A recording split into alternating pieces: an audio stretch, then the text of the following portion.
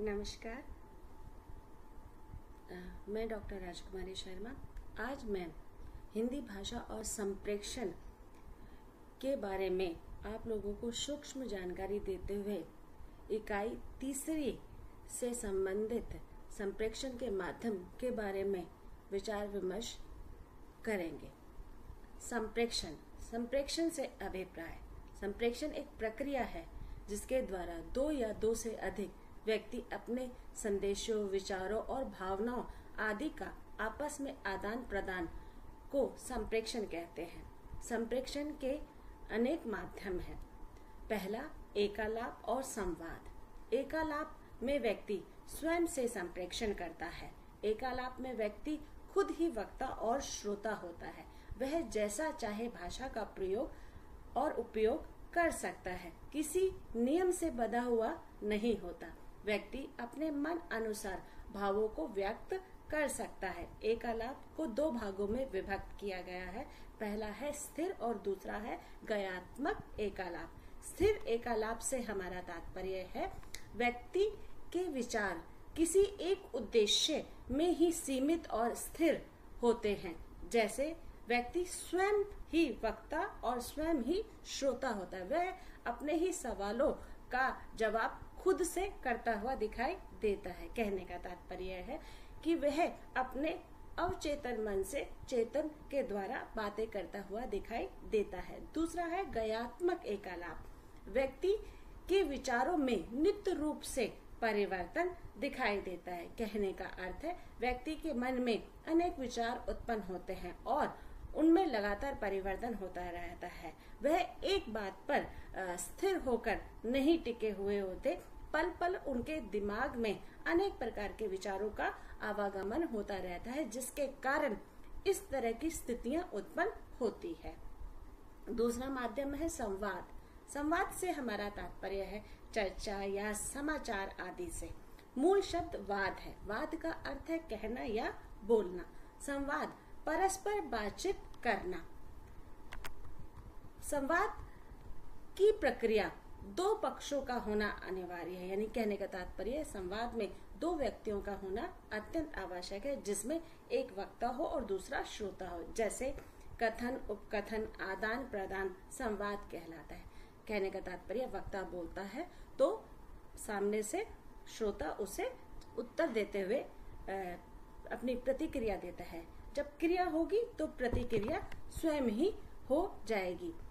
संवाद को मुख्यतः दो भागों में वर्गीकरण किया है। जैसा कि मैंने एकालाप में बताया था, एकालाप को भी दो भागों में विभक्त किया गया है। उसी तरह से संवाद को भी दो भागों में विभक्त किया गया है। पहला है इसमें स्थिर संवाद और दूसरा है गयात्मक संवाद। स्थिर संवाद में वक्ता और श्रोता की स्थिति में कोई परिवर्तन नहीं आता। जैसे अध्यापक और छात्र की स्थिति में कोई परिवर्तन नहीं आता। वह एक दूसरे से संवाद करते हुए दिखाई देते हैं। गयात्मक संवाद, इसमें दोनों पक्ष सक्रिय होते हैं। यानी कि वक्ता भी और श्रोता भी दोनों पक्ष सक्रिय होते हैं। वह अनगिनत रूप में अपनी बात को रख सकते हैं, बोल सकते हैं, विचार विमर्श कर सकते हैं। जैसे कहानी में वक्ता और श्रोता की स्थिति में परिवर्तन होता रहता है। यानी कि उसमें एक वक्ता और श्रोता स्थिर रूप से नहीं होता, उसमें अलग अलग वक्ता और श्रोता का रूप स्वरूप दिखाई देता है।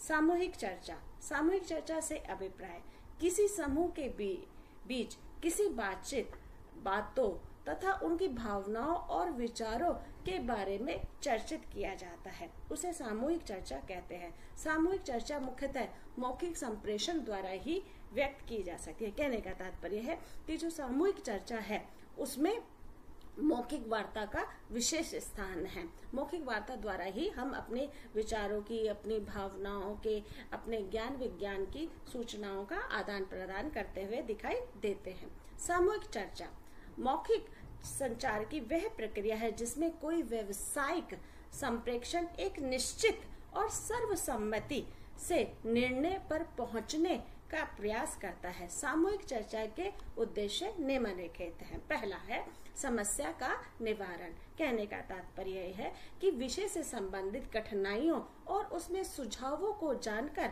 समस्या को दूर किया जा सकता है। कहने का तात्पर्य यह है कि विषय हमारे सामने है और विषय से संबंधित हम उसमें अनेक प्रकार की समस्याओं से जूझते हुए दिखाई देते हैं, तो उनमें हम अन्य व्यक्ति के सुझावों का रूप स्वरूप रखकर उस समस्या का निवारण कर सकते हैं। दूसरा है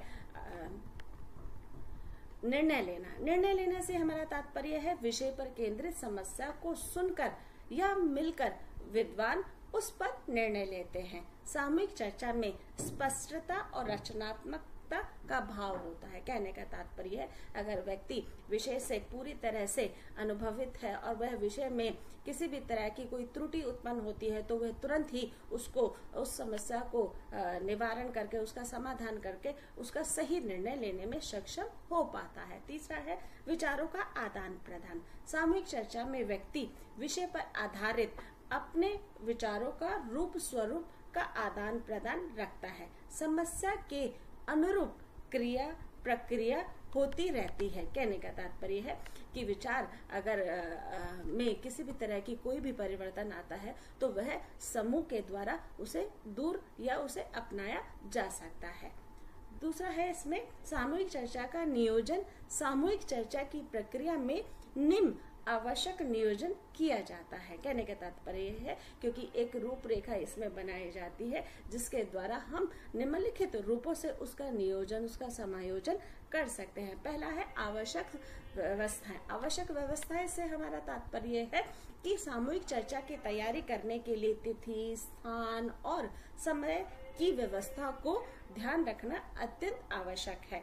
सामूहिक चर्चा में किन विद्वानों को बुलाना है, क्या उद्देश्य है, सबको ध्यान में रखकर उसे तय किया जाता है। इसलिए इसमें सर्वप्रथम आवश्यक व्यवस्थाओं पर ध्यान देना अत्यंत आवश्यक है। दूसरा है इसमें लिखित कार्य।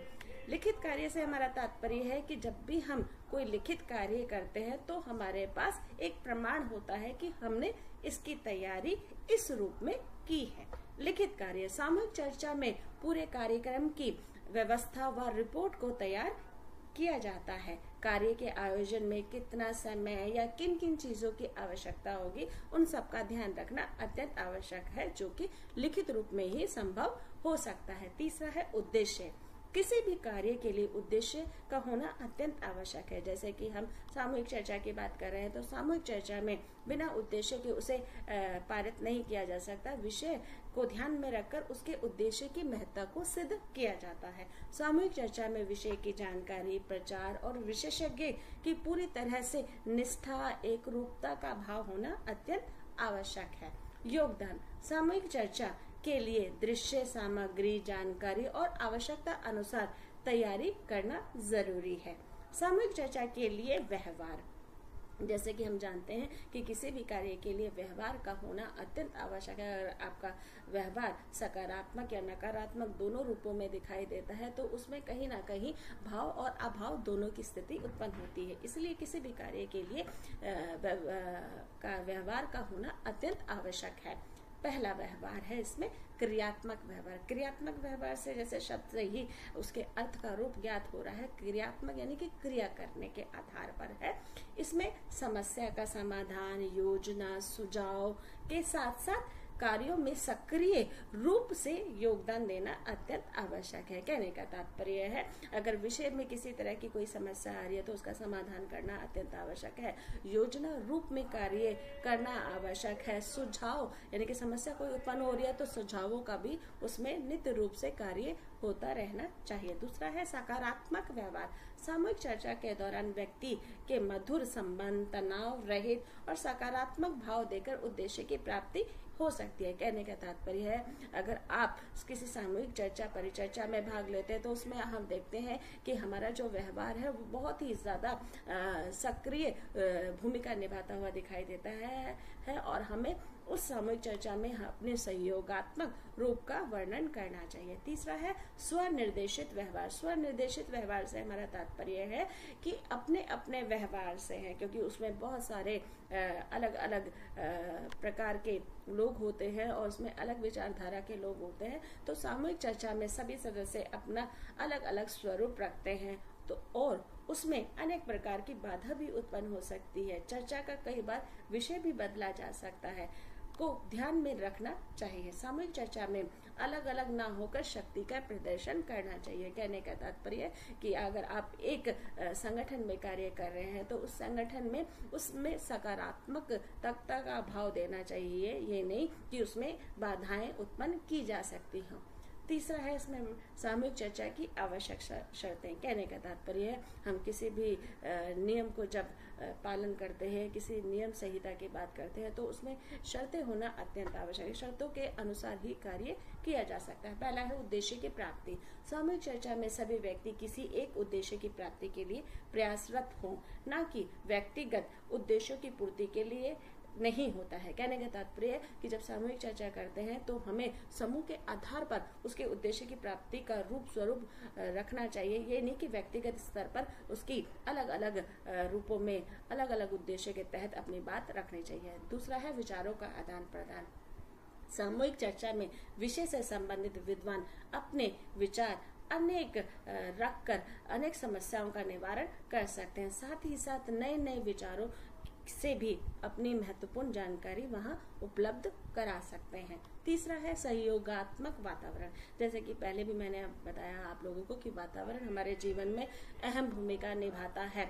सामूहिक चर्चा में समूह के सदस्य को ऐसा वातावरण बनाकर रखना चाहिए जिससे हर कोई बिना झिझक के अपने विचार रख सके, यानी कि वहां पर किसी भी तरह का त्रुटिपूर्ण या मतलब क्रोधपूर्ण व्यवहार नहीं उत्पन्न होना चाहिए, वातावरण नहीं उत्पन्न होना चाहिए।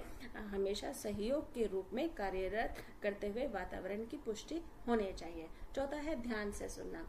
हम जानते हैं कि अगर हम किसी भी विषय को ध्यान से सुनते हैं तो उसके रूप स्वरूप को हम अच्छे से विस्तृत रूप दे सकते हैं। सामूहिक चर्चा में सभी सदस्य दूसरे की बात को ध्यान से सुनने और विषय की गरिमा को ध्यान में रखा जा सकता है। पांचवा है इसमें रचनात्मक आलोचनाओं को सुनना। जैसे कि हम देखते हैं कि कौन सी रचना में किस तरह के अभाव है, भाव है, उनको हमें ध्यान में रखकर अपने कार्य की रूप रेखा बनानी चाहिए। सामूहिक चर्चा में सदस्य अपने विचारों का रूप स्वरूप रख सके तथा रचनात्मक आलोचनाओं के साथ सुन सके और प्रोत्साहित कर सके। छठा है इसमें सहनशीलता। सहनशीलता से हमारा तात्पर्य है कि सामूहिक चर्चा में दोनों पक्षों को ये ध्यान में रखना अत्यंत आवश्यक है कि उसमें किसी भी तरह के अभद्र व्यवहार का रूप स्वरूप नहीं रखना चाहिए। विषय की गरिमा को ध्यान में रखकर उसके भाव प्रकट करने चाहिए। संक्षिप्तता से हमारा तात्पर्य है सामूहिक चर्चा के समय विचारों को संक्षिप्त रखना अत्यंत आवश्यक है। अगर विचार संक्षिप्त में नहीं होंगे तो उसमें ऊब उत्पन्न हो जाएगी, नीरसता का भाव आ जाएगा, इसलिए संक्षिप्तता का भाव होना अत्यंत आवश्यक है। आठवां है इसमें शुद्धता। किसी भी सामूहिक चर्चा के लिए शुद्धता का भाव होना अत्यंत जरूरी है, क्योंकि चर्चा करते समय हमें तथ्यों आंकड़ों की शुद्धता का विशेष ध्यान रखना चाहिए। नौवां है इसमें भाषा। सामूहिक चर्चा में भाषा की स्पष्टता, शुद्धता और उसके दोहरे रूपों से बचना अत्यंत आवश्यक है। सामूहिक चर्चा के लाभ। हम देखते हैं कि हम किसी भी विषय को जब देखते हैं तो उसके लाभ और हानि दोनों रूपों का वहां पर समायोजन कर उसे प्रस्तुत करने की प्रक्रिया रखते हैं। तो हम देखते हैं कि सामूहिक चर्चा में किस प्रकार से लाभों का रूप स्वरूप दिया गया है। पहला है अधिक जानकारी। जैसा कि हम जानते हैं कि किसी भी चर्चा के दौरान हमें अधिक से अधिक जानकारी होना अत्यंत आवश्यक है। अधिक जानकारी नहीं होगी तो हम विषय को उतनी सशक्त रूप में प्रस्तुत नहीं कर पाएंगे जितना हमें करने का प्रयास होना चाहिए। तो हमें चर्चा से संबंधित या विषय से संबंधित अधिक जानकारी का होना, ज्ञान सूचनाओं का होना अति आवश्यक है। दूसरा है अधिक विश्वसनीयता। चर्चा करते समय विषय से संबंधित सभी बिंदुओं पर विचार विमर्श कर लेना चाहिए कि ये जो भी हम विषय को प्रस्तुत कर रहे हैं, ये विषय के संबंध में हम तथ्य प्रस्तुत कर रहे हैं, क्या ये सही है या नहीं है। तीसरा है सामूहिक मान्यता।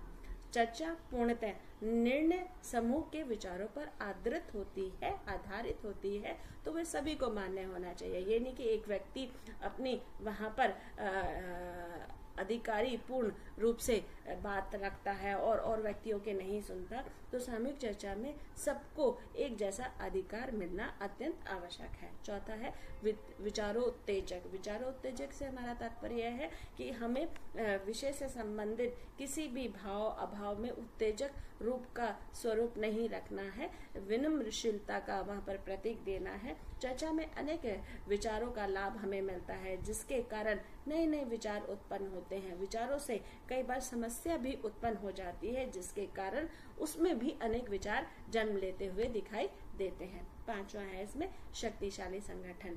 जैसे कि हम जानते हैं कि सामूहिक चर्चा में शक्ति का रूप स्वरूप रखना अत्यंत आवश्यक है। अगर आपका एक निष्ठ भाव नहीं होगा या एक मत नहीं होगा तो उसमें अनेक प्रकार की समस्या उत्पन्न हो सकती है। इसलिए चर्चा के समय सबके विषय में निर्णय लेने से संगठन में मधुर संबंध बनते हैं। जैसे कि मैंने बताया कि किसी भी विषय को जब हम लिखते हैं या प्रस्तुत करते हैं तो उसमें लाभ और हानि दो देखी जाती है। तो सर्वप्रथम मैंने लाभ के बारे में बताया, अब मैं उसका दूसरा रूप दोष के बारे में यहाँ पर चर्चा करूंगी।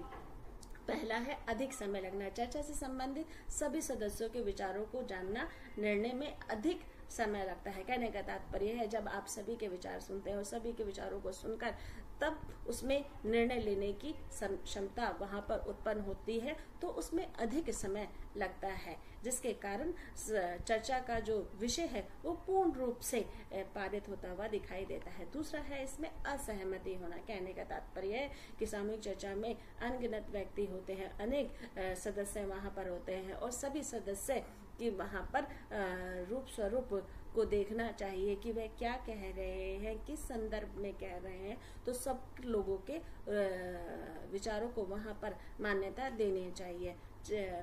असहमति होने से हमारा तात्पर्य चर्चा करते समय कई बार बिना किसी निर्णय पर एक रूपता नहीं बनती या चर्चा समाप्त हो जाती है तो सदस्यों में असहमति उत्पन्न हो जाती है, जिसके कारण समूह के सदस्यों में भिन्नता उत्पन्न हो सकती है। तीसरा है इसमें उत्तरदायित्व न होना। कहने का तात्पर्य है सामूहिक चर्चा के दौरान सभी का दायित्व है कि उसे सफल बनाने की कोशिश की जाए, पर कई बार ऐसा होता है कि किसी एक व्यक्ति पर विश्वास न होकर संपूर्ण सदस्यों का उसमें उत्तरदायित्व होना जरूरी है। चौथा है असंतुष्ट समझौते। कहने का तात्पर्य कई बार मन चाहे सफल परिणाम नहीं निकल पाते, जिसके कारण उसमें अलग अलग विचारधारा उत्पन्न हो जाती है। चर्चा करते समय कई बार निर्णयों में असंतुष्टता का भाव उत्पन्न हो जाता है, जिसके कारण सदस्यों को निर्णय लेने में बहुत ज्यादा मुश्किल हो जाती है और वह उस विषय या उन